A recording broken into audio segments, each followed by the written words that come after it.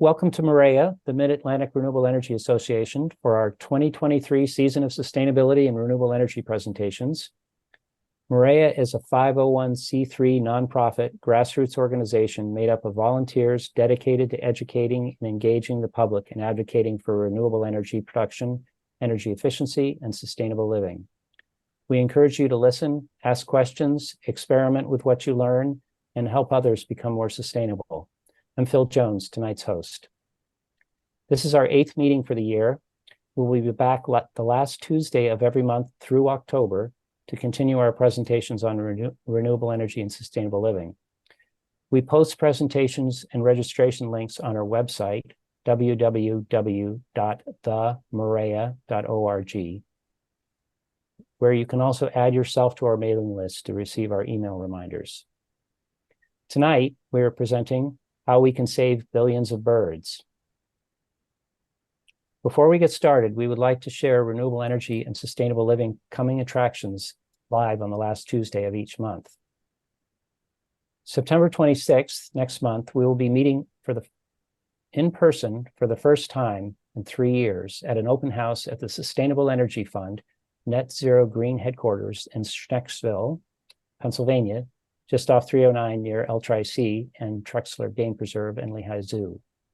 SEF will be providing us with a tour of their green facilities and energy generation and energy conservation features, followed by a presentation, Tools for Living More Sustainably, by Larry Imey, chairman of the SEF board. This will be a wonderful opportunity to learn about commercial building that consumes no more energy than it generates. Larry will also share his successes bringing sustainable building to many of our region's buildings and campuses. Now for tonight's presentation. During the presentation, please mute your microphones.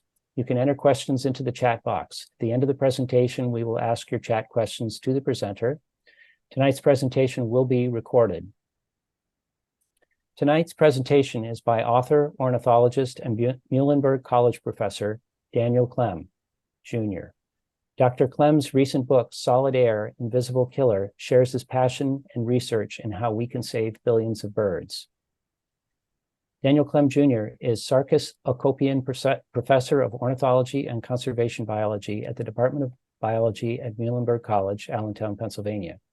For the last 47 years and continuing to the present, he studies, writes, and teaches about birds. His most prestigious awards are the students and professional colleagues he has interested in bird study.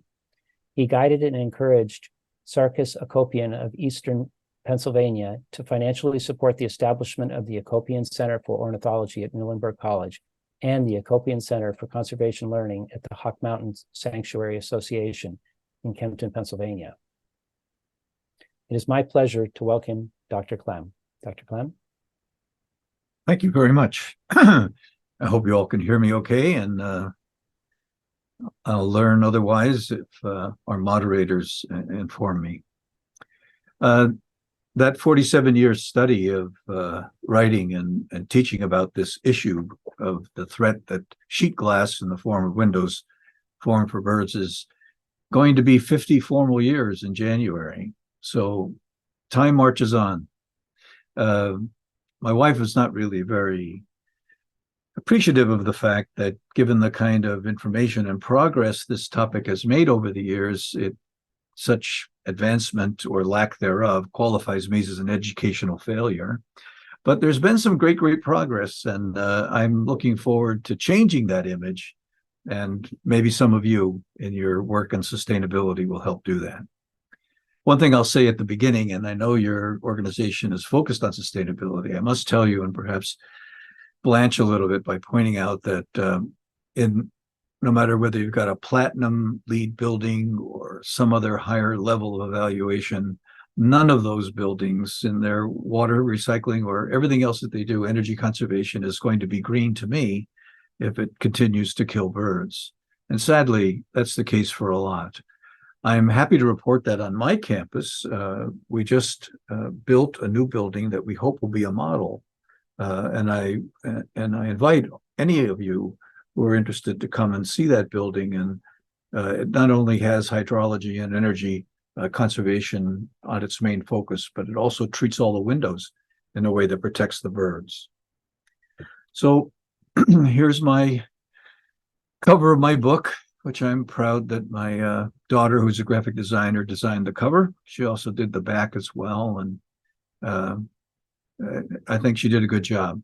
There's a story behind this cover, actually. There was a magazine article at National Audubon that featured the art of a woman from Minnesota, Brandon is her name. And I tried desperately to get her attention and get permission to use one of her wonderful photographs, which were birds sort of crashing into these windows that she had oriented. But she never replied to me. And I had to ask a student on my campus to try to replicate using her work as a model. And in the beginning of the book, if you get a chance to see it and read it, you'll see that I credit Ms. Brandon with the inspiration for this cover. This is a Blackburnian warbler, and they die in great numbers at windows in both fall, spring, and throughout the year, wherever their breeding is located. So what I plan to do is to use the chapters of my book to tell you about what they're talking about, and at the same time describe what this topic is, what evidence and data are available to support the contentions and the claims that I make. And it's an alarming source of threat to a group of organisms that are arguably beautiful and utilitarian for us humans in many ways, in many cultures around the world. So the first chapter, and I see my PowerPoint is not showing the chapters, but the first chapter, or I'm sorry, this is the preface. So why did I write this book? Well, I wrote it for every citizen on the planet. And my purpose was to do what hasn't been done so far, to capture a critical mass of individuals that would influence the building industry to start making our structures more bird safe. And you'll hear me say over and over again that the nature of the problem is such that birds just don't see glass. It's invisible to them. And I'll spend some time explaining that a bit. But for now, wherever birds and glass coexist in the world, you have these deaths. This building here on the left in this slide is a chemistry building on the campus of Southern Illinois University in Carbondale, Illinois. And it's the spot where I went to witness my very first bird strike. Like everybody else at the time, I was skeptical, and I went there about 5 a.m. and I waited, and a bird, as soon as it got light, flew through the wintering trees and right into that building and killed itself right in front of me. So in chapter 1, let's see here. What is this? Yeah, this is the prologue of again, I can't see the titles on my PowerPoint, I'm sorry. So in the 1970s, I changed this, 49 years, nearly half a century, I've been formally studying, writing, and teaching about this lethal threat that sheet-glass poses to birds. The first comprehensive study really was my doctoral dissertation, which I finished in 1979. What I had found, it was so shocking and revealing to me. I just thought that the scientific journals, the sources of my training and who I wanted to share this information with, would be eager to publish this work. And of course, I sent my first paper to Science, our most prestigious North American journal in science, and it came back within a few days telling me that the topic was unsuitable. I then sent it to arguably the most prestigious ornithological journal at the time, and the same thing happened, only it took a week to tell me it was unsuitable. I sent it to arguably the third most prestigious ornithological journal, and they actually sent my paper out for review. Both referees at that time, today they don't do this kind of stuff, but that time they said, yes, we recommend this be published, and they let the author as well as the editor know at the same time.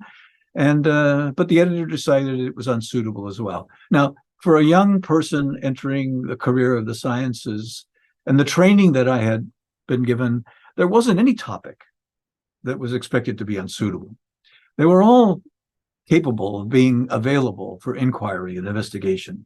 So this was extremely frustrating. And it took literally almost 10 years to get editors to be sensitive and accepting of this topic.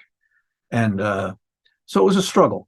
And I described this in the book. And in fact, one of the referees who looked at my book and did a review pointed out that if you're interested in solving this problem of birds flying into windows and you get a hold of Klem's book, you might want to turn to chapter 9 immediately. But don't miss chapter 8, because he talks about how the people issue of getting this topic before the public and trying to capture their interest and do something about it is worth learning and knowing about. So this little graph just shows you over time now how much increase in attention and work has been done. And again, a very a source of pride for me is that many, many young scientists are now looking at this issue and talking about it and writing about it. And I'll be describing some of their work as I go through this area. Okay, so this is chapter 1, and I'm talking about birds hitting glass. And there's a history of this back 290 years to the current era. And I argue that the fatalities associated with glass, just because of the nature of the problem, are just as ancient. So as soon as glass was placed in the environment and birds were available, they were potential victims. And the earliest record that I have of been able to find in the literature of a bird striking a window was in 1832 on a book by Nuttall. And he wrote it in New England, and he talked about how a sharp-shinned hawk was chasing prey and crashed through greenhouse panes, going through 2 of them and not being able to negotiate or get through the third. Recently, we had the annual meeting of the Wilson Ornithological Society at our institution, and a scholar from Philadelphia, Dr. Haley at the Academy of Natural Sciences at Drexel University, informed me about an even earlier record of a bird striking a window, and he hasn't been able to share that with me yet. Otherwise, I would tell you what time that was.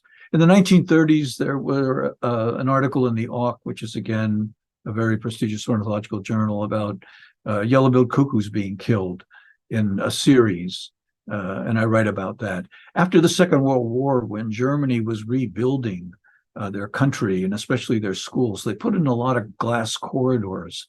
And there were a few articles describing how whole colonies of barn swallows were killed where they tried to nest and would negotiate these corridors and strike the glass, and until their numbers dropped to the point where they abandoned the colony.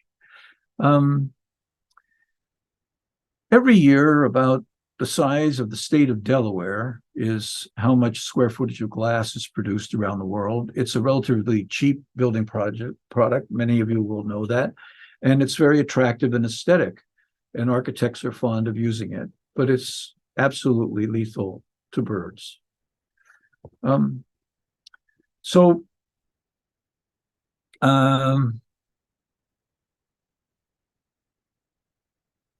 Birds literally behave, as I said earlier, as if glass is invisible to them. Now, as I'm fond of pointing out, they can't tell us directly what they see. And that's the case for most organisms. So what we humans do, of course, is we use other more specialized trained individuals like physiologists and neurologists who look at the visual systems of these birds and try to measure what it is that they're capable of perceiving. And the other more revealing aspect of interpreting what these animals see and how they react to it is their behavior, right? So in all of life, its purpose is to perpetuate its own kind, to make more life. So what kind of action would describe animals killing themselves flying into windows? It just doesn't really make sense. So an alternative explanation is they just don't see the glass. This comes in 2 forms, where they see habitat on the other side, like in this corridor here, looking through 2 panes. They see habitat on the other side and they try to reach it, and they get whacked in between. Or this illusion of the facing habitat in the sky, which is very realistic and deceives them, and they fly into it thinking these are real trees, when in fact they are not. Now, the visual systems of birds are such that they are, and it's been written as early as the 1940s, the most sophisticated vertebrate animals, backbone animals, and having the most sophisticated and well-developed visual systems. Unlike us, who have a concentrated area of visual cells in the back of our retina in the center of our eye, they might have as many as 2 or 3 of these concentrated areas, which are often referred to as fovea. And in some birds, like swallows and some others, and swifts, they have depressed areas where the concentration of these cells are denser throughout the length of the retina, which we interpret as having an acuity that the whole world is more accurate and clear and vivid to them, as opposed to us having to look at things straight on to get that same kind of clarity. The other thing is that color for birds is dramatically different. We have 3 main color cells in our eyes, and they have pigments that peak certain electromagnetic waves in the red, blue, and green spectrum. And the reason why we see turquoise or magenta in between is because those cells are not being stimulated to their maximum. When they are stimulated to their maximum, we see white. But birds have an additional cone cell, and it has a pigment that picks up ultraviolet light. And to get white for birds, or what physiologists often refer to as bird white, which we have no flaming idea what it looks like, they have to have all 4 of those cells stimulated. And of course, again, if you've done any kind of reading on the general perceptive ability, you would know that, of course, our eyes are required to see things because it captures the electromagnetic energy, transforms it into electricity, and sends it to the brain. But we really see the world, and so do birds, with their brains, not with their eyes. And so these interpretations of these stimulations at various levels inform them about what the world looks like. And for our interpretation, there isn't anything in the structure, the function, the anatomy, and the physiology of these eyes that suggests they can see glass. It's just beyond the functional nature of those living systems to be able to do that. And that helps us explain why the glass is invisible to them. Now, what about the level of mortality? What's not listed here is domestic cats, and they would rank right there where glass is.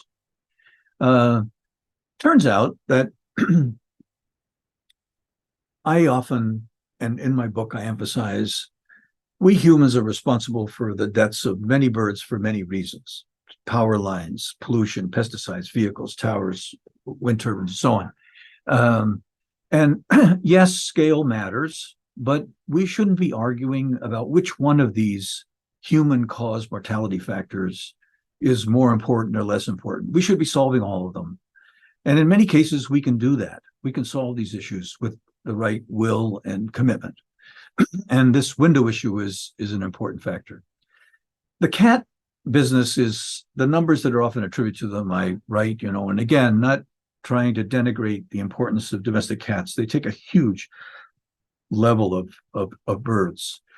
But a little common sense would suggest, for example, some studies that are published have shown, for example, that the cat numbers are compromised because these animals regularly patrol the areas below windows where the dead and dying can be found. It's not just cats, though.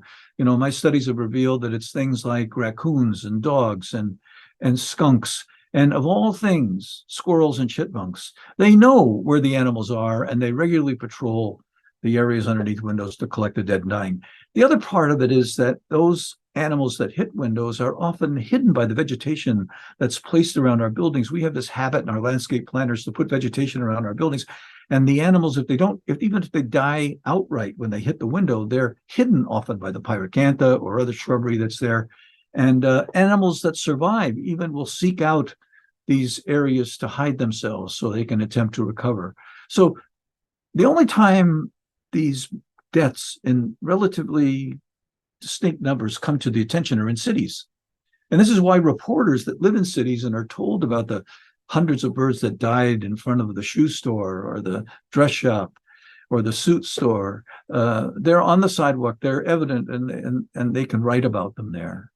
But you'll hear me describe in a few minutes how the relative death rate across different building types is disproportionately meager in cities, even though cities get most of the attention.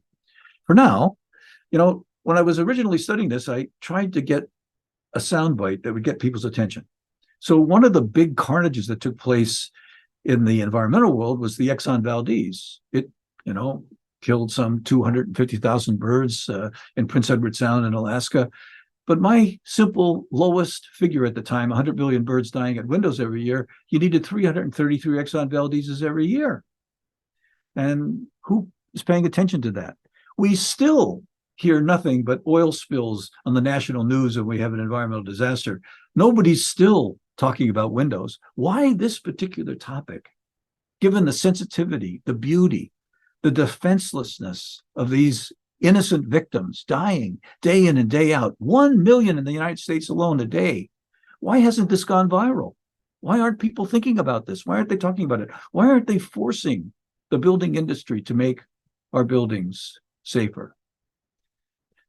In my lifetime, as a young person going out birding, I remember gobs of birds available to me to witness and watch and record. From 1970 up to present, in 2019, a paper was published, and again in our prestigious science journal, documenting 3 billion individual birds being lost to the North American bird population. That's 29% of all the birds in North America are gone since 1970 up to the present. And windows are a key factor in explaining that loss. Habitat destruction always will capture the people's attention, because that you destroy the habitat, you destroy the ability of the animal to feed and reproduce itself. But windows and some of these other factors are extremely important.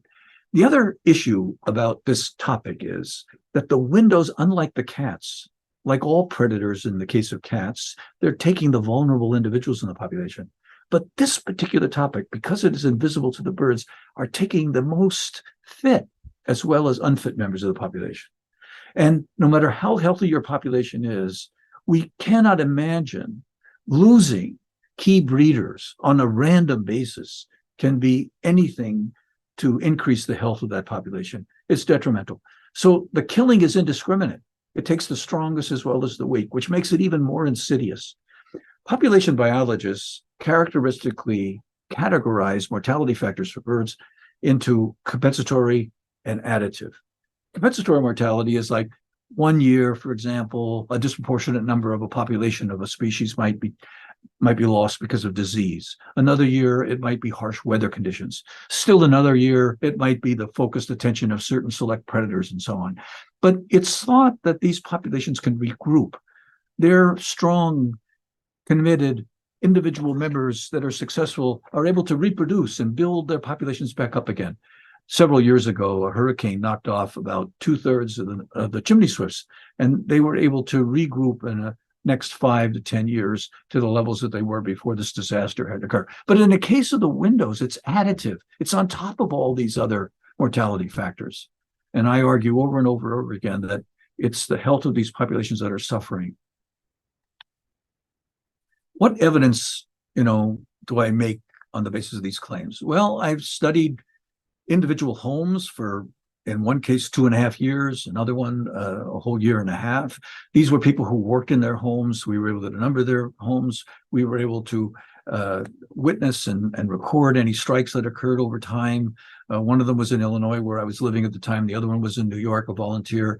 And I was able to address questions like, did it matter if the windows were facing north during the fall migration when birds are going south? Did more birds get hit on that north-facing windows? Or what about the southern in the springtime? Did they get killed more often there? And the answer is no. A lot of these birds that die at windows are what we call nocturnal migrants. They're moving at night. They travel into about, they start off about 6 o'clock at night and they travel to about 2 in the morning. And then they come to the ground to rest and feed. And during that period of time, they're moving around, and the windows in any particular orientation becomes lethal to them. And that's what the data showed.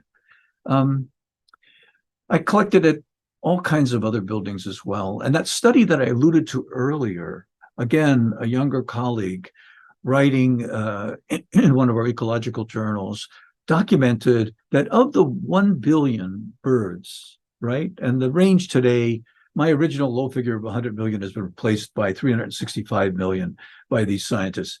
The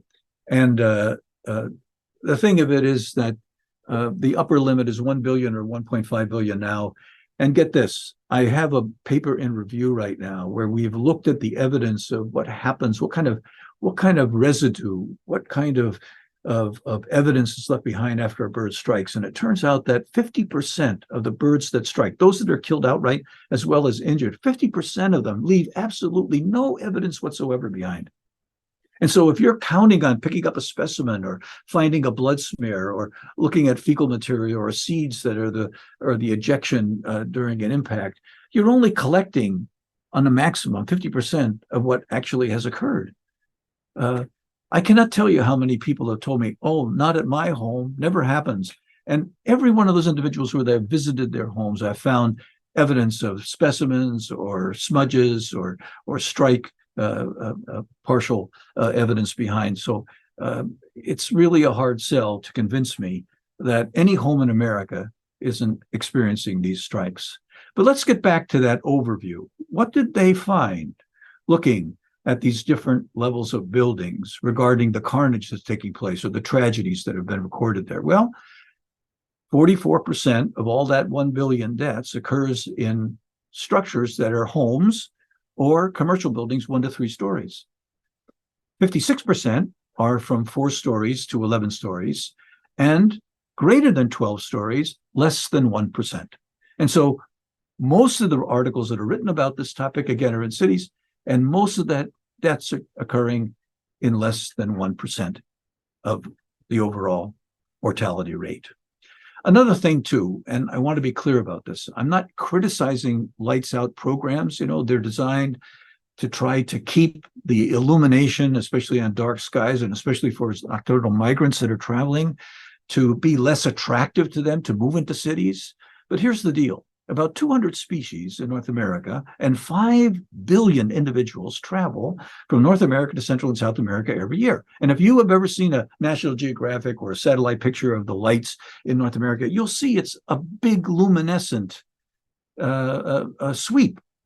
And if we were to say that it's the lights that are attracting these animals, and most of the animals are dying in these urban and suburban areas where the lights are shining, we would expect kills to be happening in the hundreds or thousands every day. In fact, it's a relatively rare event that we have 100, 200, 500 birds that die in cities. And almost every one of those has everything to do with weather conditions. So when the weather and the cloud cover is low and the nighttime migrants are forced to fly under the ceiling, they now become influenced by the shining lights and skyscrapers and others, and they're attracted. And the birds don't hit the skyscrapers, right? They fly in and out of the light beams. They become exhausted. They flutter to the ground. Now they're in the canyon of concrete and glass, and that's where they get killed. They don't get killed striking the buildings. They get confused. They get exhausted and so on. But on nights when it's clear, which is most of the case during migratory periods, birds fly 2,500 feet or greater above the cities, and they're not affected by the lights. It's when they're brought within their sphere that they become influenced. So lights are important. Supporting lights out programs are important, but they're not to the level of solving the problem. And telling someone, for example, in their house to turn off their porch light because they might attract a bird or it might get killed is almost useless. Okay. What happens to birds when they hit windows? Well, the same thing happens to us. If nobody ever shared this with you again, your brain tissue, and the same with a bird, is about the consistency of a banana. So if you squeeze a banana, that's what it's like squeezing your brain tissue. And your brain tissue is trapped inside your cranium. And if you're in a bad car accident and you're out on the highway and you're fortunate enough to have the helicopter show up and take you to the emergency room, the physician in the emergency room will literally cut the top of your skull off so that your brain, when it swells, it won't break the blood-brain barrier. It won't be trapped inside. It won't get herniated out, the foramen magnum or your eye. So you're saved because your brain swells And then when it recovers, they suture you back up and you go on your way and you survive. People who don't make it to the hospital have these tragic head trauma, internal bleeding conditions, which results in strokes and eventually some horrific symptoms. But birds don't have this luxury. They hit almost exclusively with their heads. I've x-rayed thousands of them, and none of them have ever died of a broken neck. People often assume that they die of a broken neck. Why? Because if they see a bird that gets killed immediately and they pick it up, their neck is very flexible and moves around. Well, it turns out that the articulating surfaces of the cervical vertebrae are saddle-shaped, and they give it actually a special name in ornithology and in anatomy for it. They're called heterocoelous vertebrae, and they are facilitating the ability of the head to be able to move around using the musculatures so that birds have a very fluid movement. And when a bird is freshly killed, you get that same impression and you suggest to you that they had a broken neck. But again, of these thousands of animals that I've recorded, no broken necks. But head trauma, lots. Here's a ovenbird that had a broken lower mandible and a broken upper mandible. These are all white-crowned sparrows. Look at the different levels of internal cranial hemorrhaging in each of them. All of them died outright. So you can have just about no blood to great deals of gushing blood coming out their nostrils and their nose. Again, it's head trauma typically that results, but there's other also internal injuries. And there are also fractures of the furcula, which is the wishbone, and our clavicles, equivalent to what the bird's furcula is. And air sacs and other things. When you see a bird strike and it's trying to recover, what you're seeing is really damage, and that's what this histological slide is showing. It's showing a pool of blood between the cerebellum. This is the part of the brain that deals with coordinated activities and breathing and so on, and this is often damaged, and the kind of symptoms that you see birds go through during the time of recovery is characteristic of this kind of damage that you see. Okay, this chapter, valuing the dead, I'm talking about, look at, if you're not going to do anything to save the birds, then we should use the specimens that we're able to find for better purposes. We can learn about them. You know, veterinary medicine is mostly on our pet animals and so on, but in fact, we could use information on wildlife as well. And having these specimens available to be able to study them is one range. In my own lab, we've looked at this because my school is known for producing students that go on to medical school in great numbers, and introducing them to being able to study birds with a connection to other aspects of comparative anatomy with humans has been a reward. But we get this kind of available specimens for other labs and for other purposes as well. One of the examples listed here is that one of them is I do in chapters. If nobody ever shared this with you, I'm a bird bander, right? And bird banders are notorious for putting bracelets on birds and being able to individually identify them. Let's forget about the fact that our government spends an awful lot of money distributing bird bands and regulating them. And what kind of return do we get? Something like 4 and 6%, not very much, right? But all you need to do is get one really good return, and it helps you identify where these animals in their natural history are spending their time. So it has its rewards. But if you would pay attention to the windows, which birds are being killed everywhere. I wrote about Chicago and the number of deaths that occurred there for many, many years, and many, many papers and chapters and books and so on. And I only got a chance to go there for the first time in 2005. And when I went, I was shocked by the number of Lincoln sparrows and brown creepers that were killed in huge numbers in the city. And, you know, in the East, we have those birds, but not to the proportion and the size. But you could see how this is a major migratory route for these animals. And if we paid attention, again, across our country to what's happening and where the animals are being killed, we'd have a much greater database and complete one compared to the banding data that we've been seeking and working with over all these years. Another thing is, if you pay attention to the window kills, you can always get surprises. So in El Salvador, the country of El Salvador, in the capital San Salvador, this white-bellied emerald, which is a type of hummingbird, was the very first record of that country. It was killed at a window. And one of my favorite examples is, we knew long before I did my window studies where Kirtland's warbler overwintered. It's a very small population. It just was recently taken off the endangered species list. It lives in the upper parts of northern Michigan, and it overwinters in the Bahamas. But if you paid attention to window kills that took place in Ohio, and you drew a straight edge from where they breed in this very small area of northern Michigan through this Ohio kill site, you go right to the Bahamas. So this kind of evidence and availability and awareness of taking advantage of these animals, if again, we're not willing to protect them, then we need to use our knowledge and them in particular. So why do we care? This was a question that was brought up to me when I was asked to talk about this issue to your group. And there's all kinds of unbelievable amounts of evidence for the value of birds. If nobody ever shared this with you, or if you haven't come across it before, there's a study that's done every about 6 years by our national government. And they always ask, how much money do people spend on their avocations, on their hobbies? And every time this study's ever been done, gardening always comes out number one. Number two, birding, interest in birds. Whole states, New Jersey, Texas, Florida, they have birding trails now. It's the books, it's the guides, it's the binoculars, it's all of these things that contribute. It's the hotels and the motels and the restaurants that people live in and that are interested in birds that help to build up this amount. We're talking about a multi-billion-dollar business. And if money really matters in our culture, which it does, right? A money-centered world, birds are big business. We should be, doing everything we possibly can to preserve them.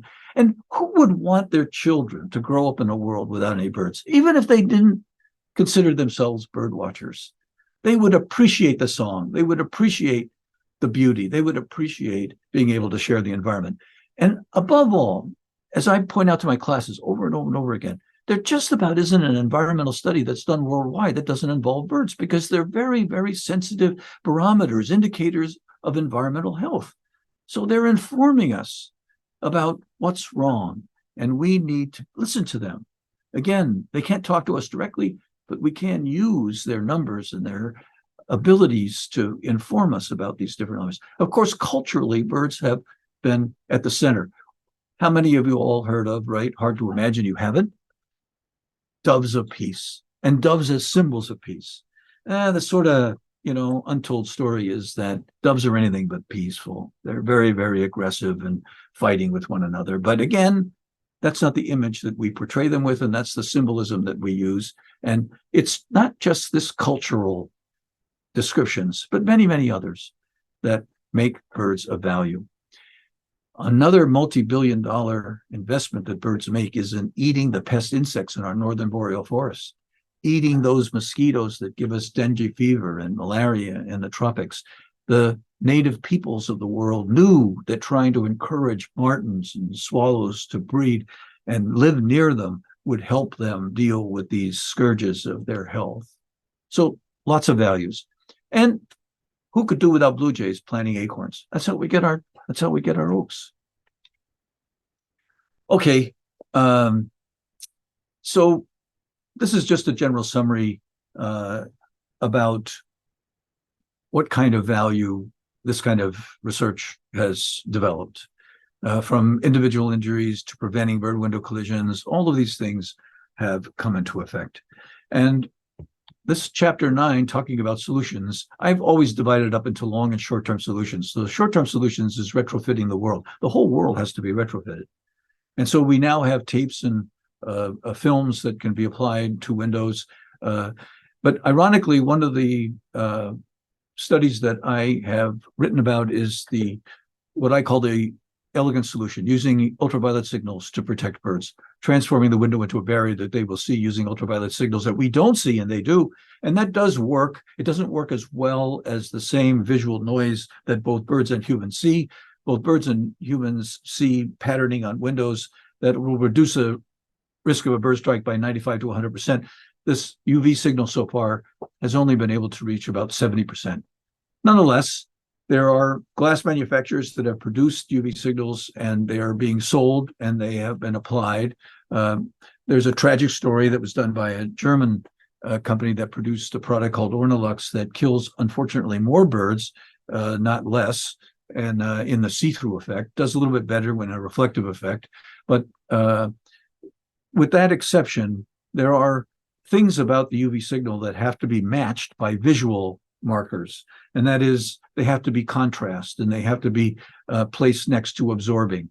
this is sort of an interesting human interesting because when I started studying UV, I certainly remember from the very beginning, I remember reading about birds being able to perceive UV in 1979 and thinking that, wow, I mean, this would be something that I should really concentrate on. But then when I went to look for a product, I couldn't find anything in a glass or a film that didn't absorb UV. There was nothing to reflect it. And anyone who knows anything about life knows that you have to have electromagnetic energy that's reflected for animals to be able to perceive it. So what good would it do if you had no ultraviolet signal that could be perceived? So I had to convince a manufacturer to produce a prototype for me to be able to test that. That happened. And some of my earliest studies showed how to transform a window into a barrier that birds will see and avoid. And that is to make sure that the markers that you use, whether it's a line or a dot or a diamond or whatever it is, they have to be separated by 4 inches, 10 centimeters in vertical columns, or 2 inches in horizontal rows. And again, invariably, people would say, well, why is that? Why does it have to be a shorter distance between horizontal rows?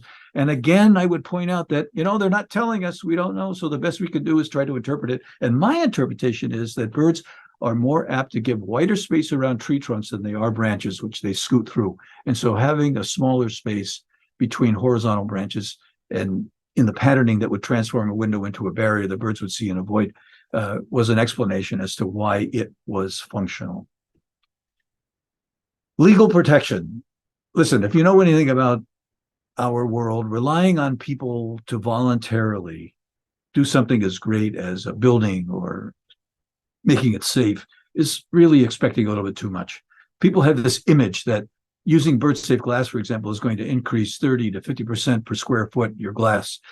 But that's a false argument. When you look at the overall cost of glass in a building, we're talking far less than 1% of incorporating bird-safe glass. And I have a colleague who was a retired attorney that worked for the U.S. Senate who's trying to promote this view and has consulted with economy and architects and others and have tried to demonstrate that committing an interest in putting bird-safe glass in buildings and homes is not a burden, financial burden. Just on my speaking tour, I was excited to go to Maine because there's a couple that built their home with bird-safe glass. And of course, as I said earlier, the residences of the world need to be convinced that this is an investment that they should make and do. So there are laws. We have a law that was passed in 1918 that protects all birds in North America, except for a few introduced species, right?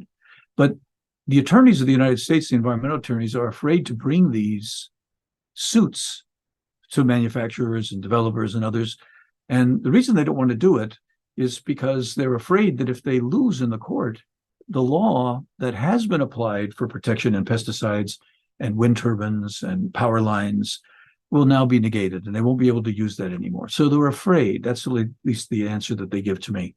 And we have this group of environmental attorneys in the United States called Earth Justice. The Canadians have a comparable group called Eco Justice, and I write in my book and elsewhere that they've been a little bit more courageous, and they've brought suit against developers for this bird issue. And they describe it as being somewhat of a success, and I can tell you more about that if you're interested. But for now, these national and regional, like state and provincial laws, haven't been as successful as people would want them to be. They've helped, but they're not completely successful. So what the emphasis has been on legal proceedings has been at the municipality level. And just last week or the week before that, Yale University partnered with the American Birding Conservancy and produced a report on cities like New York and Chicago and San Francisco that have come out with regulations. Here again, though, if you'll reflect back on what I shared with you earlier, it's in these cities that the carnage is almost meager and really inconsequential compared to what's happening elsewhere in suburban and urban areas and residential homes. But it's important. We've got to make a start. We've got to do something. The state of Minnesota was an avant-garde state for this. And what did they do? They grandfathered in the Viking football stadium, which is a mirror, which is a slaughterhouse for birds. So even though they had the law to protect the birds, they didn't enact it. in the building of that stadium. Again, tragedy. And long before it was built, I predicted it would be a slaughterhouse, and of course it is. Sorry. What can citizens do? In this particular chapter, I give an example of an ordinance. I give a chapter of zoning laws that might be used for tech. But contacting developers, making your voice known that this is a topic that they should take seriously and use. And don't forget the power of the media. I often tell the story, and I don't mean to go on. How's my time doing, Mr. Moderator? Oh, you're just fine. Go ahead. Okay. Well, I'm coming to an end, but I always tell the story. I had this when I was a young professor. A fellow from National Geographic showed up at our institution to give a couple of talks, and he heard about my research, and he came by and he said, and I have this little description in my book. And he says, gee, I want to write about your research in National Geographic. And it was a sort of an uncomfortable minute of silence. And I looked at him and I said, gee, I wanted to do that. And he honored that, right? I mean, he said, okay, no sweat. So he left. He didn't write an article on bird window collisions at the time. And nobody called me to do one either. So I learned the lesson. Here's the deal. Anybody that's interested, especially media people, doesn't matter what media they're in, whether they're in newspapers or anything else, magazines, they're the best educators. Their audience is huge. And I try to stroke and explain to them that they can do more than I can do with my classes or in my science writing. And I encourage them to write about this as often as they can. And getting media people interested in this topic, would be a great contribution if you know any. Just recently, right? One of my big things that I also write in the book is, hey, if John Denver was alive today, or if I could get the ear of Robert Redford, who are notorious documented environmentalists, they could advance this information about the threat that windows pose to birds worldwide far more effective than anything I can do or anybody that I know can do. So getting a celebrity interested. And just the other week, actually, James Taylor was in Allentown to play a concert, and an American kestrel, which is our smallest falcon, breeds from Canada all the way down to Argentina, crashed into a utility building and fell into his, instrument truck. And he was very upset. The bird was still alive. They called a local rehabilitator, came in. I thought, aha, maybe this will be a celebrity that we can capture. And everything I did to try to get a hold of him or alert him to this issue and how he could be a contributor to helping educate and solve the problem for birds didn't happen. I remember I had a doctoral student I was invited to supervise from the University of Costa Rica, and she came to the United States, and I took her to the Smithsonian Institution, and Carla Dove, Dr. Carla Dove, isn't that a neat name? She's in charge of the bird collection at the Smithsonian Institution. And so she said to me when I was visiting with my student, she says, oh, Dan, too bad you weren't here yesterday. Mr. DiCaprio was here. I'm a cultural illiterate, so she had to explain who Mr. DiCaprio was, but he apparently is an environmental person too. And trying to get, again, a voice that would carry the field, that would spread the word, is a challenge. It's not like it's not worthy, as I tried to say, and I'm passionate about trying to explain this to people, but I'm not a celebrity, far from it. And trying to capture one has been as equally elusive to me. Finally, when I was finishing my book, one of the technical editors said to me, Dan, you have to figure out some way of ending this. For sure, you want to be upbeat and say that lots of progress and we're very hopeful for the future. And that's what this last paragraph is all about. But before that, I tried to put in perspective what these forces at work on these animals were doing. And I came up with this idea that suppose you had this population of organisms and the leaders and the neighbors and family members, they were dying and you had absolutely no clue whatsoever what was causing this loss. The people that belong to the population, they were depressed, losing loved ones and friends and so on, but they really didn't know what it meant or how it would turn out or what was happening. So it wasn't something that on a daily basis they were frightened about. Now picture an alien that visits this population and can see what the members of the population cannot see. They could see the danger and they could solve the problem. And then I said, look at, why don't we think about those visitors becoming the protectors, because they can see what the other species cannot. And by applying this protection before it's too late, the hapless and vulnerable are saved. And then read windows as the invisible forces that are affecting and killing off the birds, and read knowing and caring human beings as their saviors. And so that was how I tried to explain the overall picture, and then leave everyone with the idea that we have the will, we can solve the problem. This isn't climate change. It isn't complex. We can do this tomorrow. We just need to convince people that they have the power and the will to do it. And with that, unless you have some questions, you'll be happy to hear that I'm finished. Well, Dr. Klem, thank you very much. And you've certainly made the invisible visible. We're pleased to have you share that with us. And it's kind of scary how damaging this is, and yet it's so unconscious to the populations of people, worldwide. Does anybody want to share some of their questions? I noticed the chat box was pretty quiet, but perhaps somebody would like to ask their questions directly. And if so, just unmute your microphone and There are some questions in the chat, Phil. Oh, are they? Okay, good. Yeah. So please Well, proceed. Then.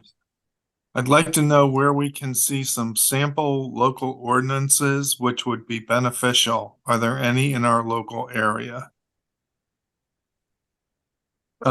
Recent ordinance was passed in New York City. I don't have the law at the tip of my fingers. A recent ordinance was passed for the entire state of Maryland, again, on this bird safe issue. That's as local as I know. Toronto has city ordinances, and they're working on provincial and nationwide ordinances. As I said in one of the chapters of my book, I have a description of what an ordinance would look like and guidance as to how to craft them. Okay, so we'll take a couple more questions, and then Marie North is saying, hello, Dan, I'm happy to make a few comments about what I've added to my house to protect birds. Thanks for your presentation and all you've shared with me. So maybe Marie, do you want to unmute your mic and tell us all what you've done at your house? Sure. Hi, Dan. So good to hear your presentation again. Thank you, Marie. Yes. Always good to hear your voice. Good. We built, as some of the people know at MAREA, we built what we believed was a sustainable home back in 2008. And I learned how unsustainable I was in regard to birds when I met Dan Klem. And we were rather shocked because in all the research we did to build our homes at that time, we had never heard of this problem and even zeroed in on it. And we have glass in our house. So thanks to him and his assistant, Peter Sanger, we have added materials that you can find that are out there and available. We've added them to our windows and our sliding doors, and they have been very effective. And if it hadn't been for Dan Klem, I would not have known about this problem, and we would not have, and once we did recognize it, we would not have known how to address it. I can say they are effective, and I can say when people come out to see our home and we do tours, and I'll be doing something in October again, people ask us about what we have on our windows, and I do promote it and tell them why they're there and what the problem is with birds striking glass. So just a heads up that there are products out there, and perhaps Dan could shed some light on that, where people could find those products. Thanks again. Are they at Home Depot or Lowe's or any kind of common house? Sadly not yet, right? But that would be certainly a goal. There are a couple of companies that make films for the short-term solutions like retrofitting. One of them is in Toronto, belongs to a corporation called the Convenience Group, and they have a subsidiary division called Feather Friendly. And you can, their products are relatively cheap, they're easy to apply, and they're a great source of recommendations. Some places, that have invited me, and I've had the opportunity to try to convince them that these are topics that they should be concerned about, are zoos, right? And so one of the zoos that has been very avant-garde regarding the bird issue is the Detroit Zoo in Oak Park or something like that, Michigan. And zoos are big killers of birds, not the ones that are in the zoo, but the ones that are passing through. Most of their displays are glass and people need to see through. And I was just recently, again, on a speaking trip in May, and went to the Columbus Zoo and saw that they have many of their windows, but not all of them, treated with patterning. So again, the initial impression is that this is visual noise that you don't want to have in front of you when you want to look out and watch a bird feeder or what have you. But honestly, and I remember very vividly when I first started studying this in the 1970s, the most ardent conservationist said to me, Dan, you go mucking around with the way I look out my window and you're going to lose, meaning nobody's ever going to pay any attention to you. Well, I'm happy to report that that's no longer the case. And more people are finding that these patternings are not offensive, they're not really obstructive, and they do what I think a responsible homeowner would want to do, and make sure that their home is not killing these innocent animals again that have no voice for themselves. The other part, there's another product called Kaleidoscape. It can be sold. I think it's available on Amazon. It's the 3M company, the sort of elephant in the room when it comes to films in Minneapolis. 3M makes this film for the purpose of, and both this convenience group as well as the Kaleidoscape use the same film. They just buy it from 3M, but 3M won't sell it as a bird protection mechanism for, as far as I'm concerned, they should give it away to the Viking Stadium down in Minneapolis, but they use it to sell for advertising purposes on buses, right? So if you've been looking at a bus, that has a hair color or something else on it, when you're inside the bus, you don't see that. It's perforated film, and it's like one-way film, and you can do anything you want with the advertisement on the outside. And that film was really produced to last maybe a couple of weeks to 3 months at the most, and then get changed over. But that very same film was put on the Toronto Zoo, 20 years ago, and it's still up and it's still functioning. So it has staying power. And so what Feather Friendly and what Kaleidoscape has done, they've taken this film and they now market it for bird safety purposes, and they sell it. So that's, again, part of the retrofit, and the whole world has to be retrofitted, right? Now, the other part of this is remodeling and new construction, and that's where companies like Walker Glass in Montreal, they've been a leader in, they have a whole brand of bird safe glass, and they had the prominent proportionate amount of glass that was placed in this residential home in Maine that I just visited. Another major glass manufacturer is Guardian Glass. And again, if you're not familiar with this glass business, right, there's only about 5 companies worldwide that make glass from scratch, but there are thousands upon thousands that buy this glass from them and put their own unique qualities and associations with them. And so remodeling and new construction have novel products that can solve the problem. Retrofitting, the elegant solution with ultraviolet signals is available again in remodeling and new construction glass, but there's no ultraviolet signals for films for retrofitting. And it's not because it doesn't exist. I had a prototype which I tested, which, remember Eastman Kodak Company? Well, Kodak went away, right? But Eastman Chemical Company is still around. And they're the ones who sponsored my study, and their engineer, their R&D person, collaborated with me to produce a product that I found was as effective as any visual marker, 95 to 100% prevention. But get this, Eastman Kodak won't commit to manufacture and sell it because they, as they explained to me over and over again, they can't wrap their heads around how much the bunny huggers and the tree huggers are going to buy. And this puts a hole in their business plan that won't permit them to invest in it.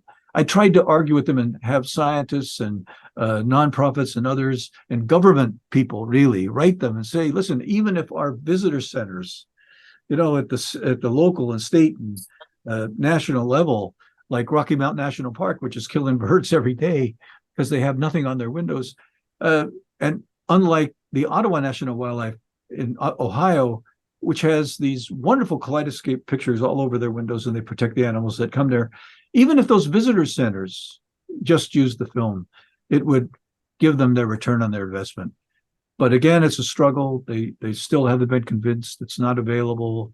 So we keep on trying It's to also an excellent PR, right? It's an excellent public relations advertisement for, hey, we're doing it here. Why don't you do it in your home?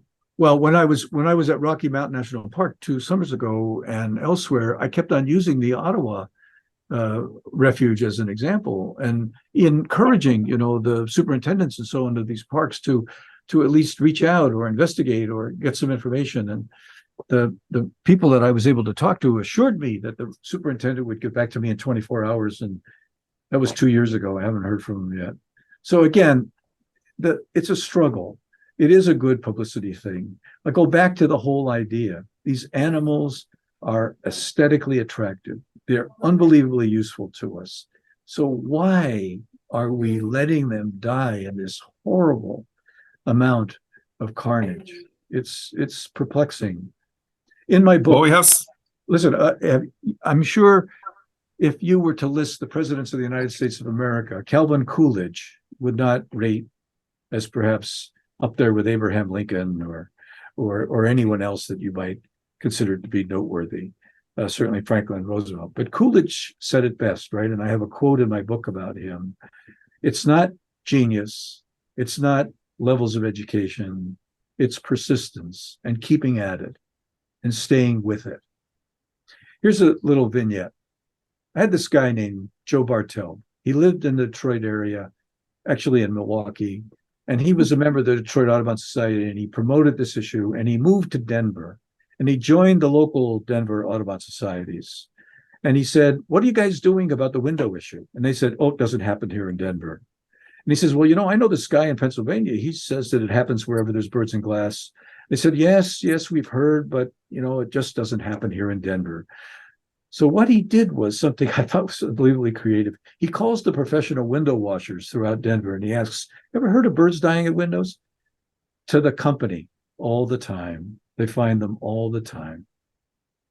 It's again, it's a discouraging on the one hand, but yet pointing the way that more work has to be done, more education. Well, we totally agree. This audience is staying in here. There are some more questions, Dan. The UV protectant, is it able to be painted on, or could a drone be used to program to stripe windows? If you're at all interested in birds, you've probably seen the name David Sibley, right? I mean, he's author of field guides and a very talented guy, and he kindly wrote a few lines in my book supporting it. He tried using markers and claimed that it was helpful, like regular markers that you would use, like yellow and so on the window, and because it was hypothesized that it reflected UV. And it had some success, and I've had people who have donated to me prototype paints. The difficulty with these products is that they don't last, right? They're washed off in the rain. And so you could have a very sophisticated way, like Dr. Carr Everhard at Swarthmore College wanted to use a mechanism to place these markers on windows like a paint roller. And again, it's not like it doesn't work. It's just that it doesn't have much durability. And so that's why the films make more sense. That's why in the case of the new glass and putting patterning on it, there's two ways this happens. There's what we call frit, which is a bonding of ceramic paints under high temperature. And then there's acid etching. Both of them give the human eye the same visual impression of a frosted dot or a frosted line. But in the case of the frit, the jury is still out about that and how it weathers over time, but it absorbs a bit of the light. Not really significant, but some light. In the case of acid etching, it lets in the same amount of light as a clear space on the window would do. So some companies like Walker use acid etching to create their patterns on their glass. And just about any other glass manufacturer has the ability to create the ceramic frit. And so that's a little bit more widespread product. So this is a related question, actually. Solar arrays, are they dangerous to birds, or because of the nature of the cells and the wiring, is that like striping glass? Most of the solar arrays are angled in a way that are generally not threatening to birds. Okay. There are incidences where birds have struck them and it's been a lethal effect. And just recently, a fellow that's a developer and a designer in New York City and elsewhere, he is interested in, he has a company in Europe that makes these solar arrays, and he's promoting it in New York City and elsewhere. And he's interested in trying to incorporate this bird protection into the design. And, I'll help him to the extent that I can. But at present, there was a study that I did early on, or asking the question, if I angled a glass so we could encourage architects, for example, instead of making the vertical installations of glass, but put them, say, at an angle at 20 degrees or 40 degrees in from the base, that this would protect birds. And my hypothesis was that, look, it will still reflect, because a perfectly clear pane of glass covering a darkened interior acts like a mirror just as much as a tinted pane does, right? So most installations of windows are reflective illusions. That's what kills the most birds. Birds get killed at see-through effects like atria and railings and linkways, corridors. But most windows are installed that provide reflective illusions, and that's what kills most of the birds. So if you angle the glass, I presumed in the beginning that birds would see the ground, right, and be less likely to fly into it than it would the facing habitat in the sky. But when I did the experiment and I was able to interpret the results, I found out that it wasn't any less of a deterrent angling the glass. But what was helping the birds was that the angle at which the glass was installed resulted in the momentum being reduced when the birds hit it. So more lives were saved at angled glass than vertical glass because of the reduction in the momentum with which the animals hit. So my hypothesis wasn't, supported based on them not wanting to fly into the ground. And if you think about it, lots of birds fly into the ground, especially robins and finches and so on when they're foraging. Well, thank you, Dan. There's another question. Are screens effective? Do they work if we just put screens over the glass? Absolutely. Yeah. I mean, that's in common parlance today, that's sort of a no-brainer. If you put insect screening that's common on windows, or there's a fellow in Philadelphia named Frank Hawes. He sells a product called a bird screen. It's nothing more than insect screening, and it's just mounted on rollers or supports, and it hangs in front of the window. And it does the same thing that the insect screening does. It provides a cushioning effect and a trampoline kind of effect, bouncing the birds off. It keeps the bird from hitting the unyielding surface of the glass, and that's protective and saves lives. Yes, it works. Okay, Marie North came back with the product on my house's Acopian bird savers, which can be found online, and nature-based colloid escape decals, which are placed on the outside of the windows. I made the decals from a sheet of colloid escape. So that's what Marie North is doing.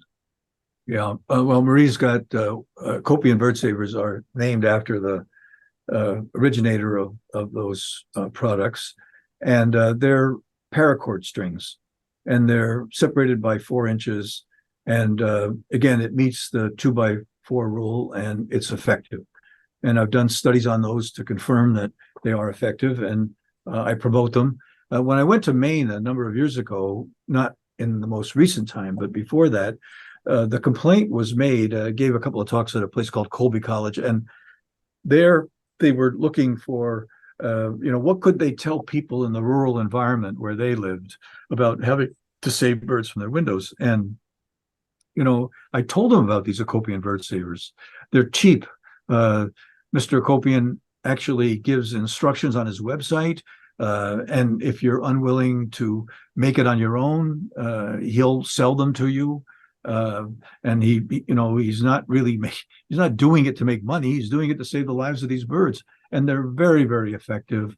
And if you can believe it, he had a contact and a connection. The University of Chicago has a molecular science building that's multi-storied, and they've hung these accompanied bird savers down the whole length of these multi-story building. Now, for sure, I've never seen the building personally, but I would have to put money on the fact that they had to tack those strings at the bottom as well as at the top. Many homes, they just tack them at the top and then they hang in front of the window. But after all, isn't Chicago the Windy City? Hard to imagine that these strings are not going to be flying around in all different directions in a multi-story building. But if they're fastened, they do the job, and they're effective, and they're functional. So birds are a good indicator of environmental changes. What kind of changes are they seeing in the 21st century? Well, first of all, they're losing their lives over hand and fist when the rainforests are being burned and destroyed in the Amazon and around the world. You take out a wetland area for a housing development, and you've destroyed the ability of any bird that's associated with the wetland area to be able to survive. So habitat destruction is one of the major features that is responsible for avian decline worldwide. There changes, the climate is changing, right? So the birds are migrating earlier. They're retaining their positions in different parts of the planet for different lengths of time. And these animals have been adapted to the ability to take advantage of food resources as they move through time. And as these climate warming conditions alter these cycles, it is possible, of course, that the animals will adjust. People fail to realize that our planet, right, up until relatively recently, about a couple million years, it was tropical from pole to pole. You can go to the Arctic and the islands and the Baffin Island and so on and find fossil records of palm trees and alligators. I mean, they were all over. And so this cyclical ice age phenomena that took place in relatively recent time in the Earth's history is somewhat new. So no question about it. Life can be altered. It can be modified. It can survive. And we're seeing some of that in the bird studies that are being done about how different bird populations in different geographic areas are making adjustments. But it's not healthy, and it's not going to be something we recognize over time. So there are lots of signs that just the things that we care so much about, those hurricanes that are coming with greater frequency, they uproot, they destroy, they attack, and they threaten the meager populations like, say, Puerto Rican parrot and so on, that their populations are so low and so vulnerable to any kind of disturbance. One of the birds that I use in my writing, and I have it in the book too, is my poster child. It's a swift parrot of Tasmania, which is a state of, Australia, in the southwestern portion of Australia. This particular bird, get this, there's about 1,500 pairs of this animal. It's a world-threatened species. And get this, 1.5, 30 to 50 individuals die from flying into windows every year. And that alarmed the local wildlife people in that state of Australia to contact me, and I was privileged to interact with them and develop an educational program to try to address this issue for that swift parrot. And so that's sort of, in a way, a success story. But here is an animal that tangibly is being harmed by this particular mortality factor. And we can see by correcting it, we can save the healthy lives of these organisms. This is not the case with most other species, right? We know they're declining, but we don't really have the hard quantitative objective data to point that, okay, it's the wind turbines and so on, or it's the glass that's causing the problems. In my book, as I said before, I think we should be addressing all of these issues in a responsible way, we humans, especially those that we can solve. But there may be some mortality factors like the wind turbine issue, for example, that's very low on the scale of how many birds they kill every year, 50,000 or so. But they take a disproportionate amount of birds of prey, and birds of prey populations are smaller and they're more vulnerable. So the impact, literally, of that kind of loss might be greater for wind turbines than it is, say, for windows. In the case of windows, though, I would argue that unfortunately not, because it's an indiscriminate killer and it takes a huge portion of birds of prey as well as other life forms, so other birds. So we've got to deal with this window issue, and I'm so very grateful that your members and your audience saw fit to at least listen and hopefully in the future do something about it. When I'm given a chance to sign a book that somebody buys, I say, grateful for your interest and hopeful for your action. Hope some of your members contribute to that. Thank you. Thank you. Thank you. I have, there are no more questions in the chat. I have one that I'm just curious about because I read somewhere that if you paint the wind turbine blades black, they are less likely to interfere with the raptors. Is that just a myth, or is there some factual support for that? Well, I have a colleague named Paul Curlinger. He spent his career studying wind turbines, and he's located in Cape May. And if we had him here, he'd be able to address that issue. I know of studies that painted wind turbines with ultraviolet paints and more contrasty things. Birds are certainly sensitive to contrast. So if the black blades are visible to humans, they'll be visible to birds and they're likely to stay away. But it's my understanding, that the blades are going so fast that, especially at their tips, that this is the problem for the animals when they're in the vicinity. And it's the nature of the visual system not to be able to pick that up and react to it in enough time. And again, a lot of the smaller species, many of the grouse and some of the smaller raptors, they're not immune, but they're killed in far less numbers than the larger eagles, the golden eagles and the bald eagles that are subject to these tragedies.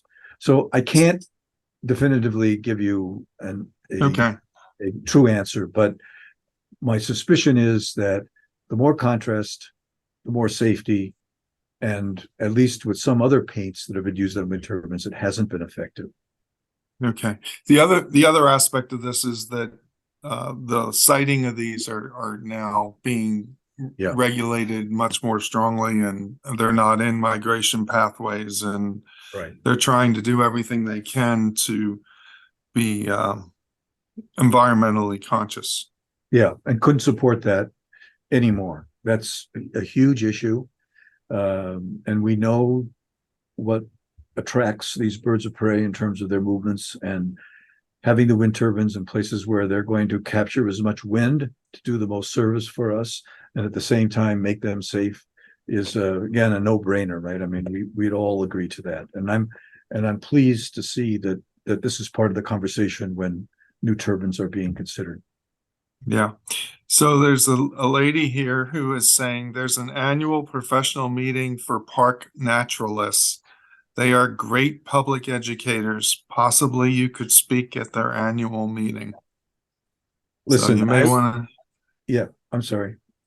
I'm just saying you may want to, Dawn may want to reach out to Dan.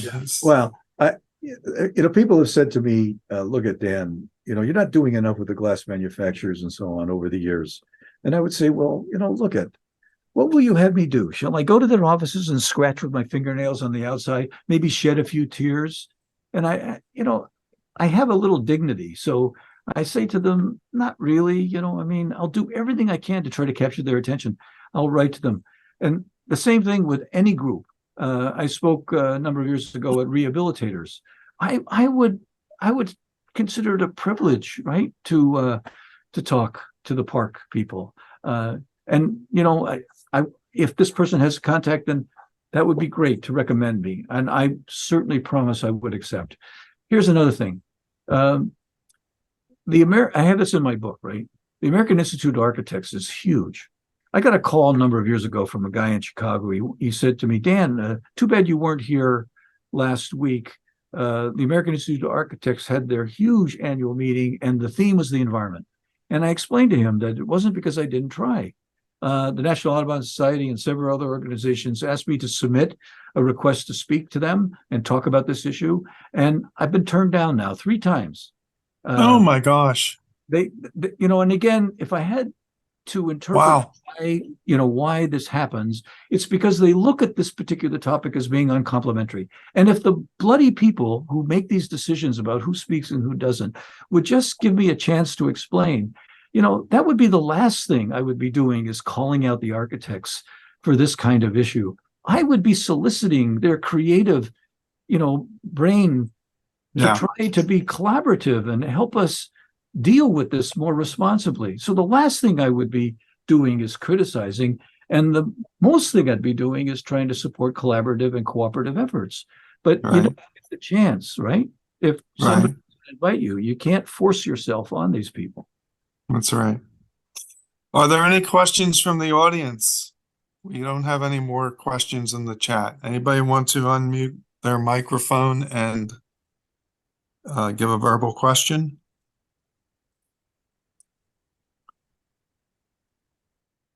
Well, Dan, I think everyone has asked their questions, so I'm going to turn this back to Phil and let him wrap up the session. Oh, here we come with thank yous. Just thank you. Yeah. And now we're getting thank yous. Thank you, Dan. Thank you. Thank you very much. Yeah. It's a privilege, and I'm so grateful for your interest, as I said. Well, and if I could be so bold as to speak for the birds, they're only going to benefit. Very good. Yes. Well, thank you so much for joining us and bringing forward this issue, and we hope that our group will share it with as many people as they can. And just a reminder, next month, September 26th, will be an in-person meeting in Schnecksville at the SEF, the Sustainable Energy Fund headquarters. And we're welcome to see you there. Stay tuned to the website to get updating details, because we're still actively planning it. So there may be some adjustments in the time and perhaps some of the agenda a little bit. But we're set for that night, and we're looking forward to seeing you then. And again, we thank you for joining us tonight. And if you'd like to view the recording of this, that should be available sometime early next week. Thanks very much.